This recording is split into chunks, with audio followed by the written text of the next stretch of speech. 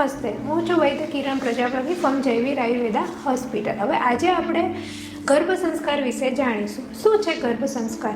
જો ગર્ભ સંસ્કારને સાદી ભાષામાં સમજીએ તો ગર્ભ ઉપર કરવામાં આવતો સંસ્કાર એટલે ગર્ભ સંસ્કાર।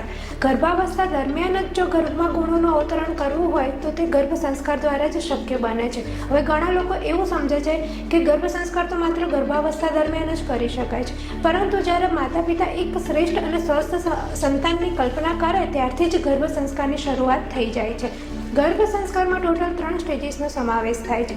First pre planning, second during pregnancy અને થર્ડ છે આફ્ટર ડિલિવરી। ફર્સ્ટ સ્ટેજ એટલે કે પ્રી પ્લાનિંગ। શું હોય છે પ્રી પ્લાનિંગમાં?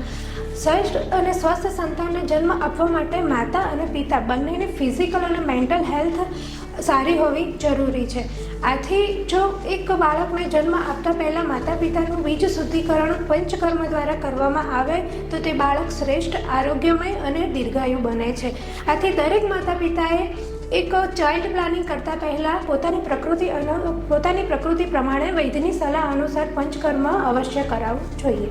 સેકન્ડ સ્ટેજ છે ડ્યુરિંગ પ્રેગ્નન્સી, એટલે કે ગર્ભાવસ્થા દરમિયાન માતાના સ્વાસ્થ્ય અને ગર્ભમાં ઉછરી રહેલા બાળકના માનસિક અને શારીરિક વિકાસ માટે માસિક આહાર અને વિહાર સૂચવવામાં આવે છે। અને થર્ડ સ્ટેજ છે આફ્ટર ડિલિવરી, એટલે કે પ્રસૂતિ બાદ પ્રસૂતા દ્વારા રાખવામાં આવતી વિશિષ્ટ સાર સંભાળ જેના દ્વારા તે પોતાનું અને બાળકનું સ્વાસ્થ્ય જાળવી શકે છે।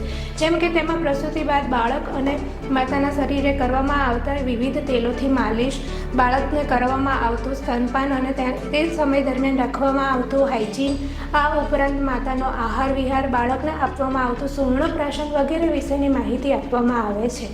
Thank you.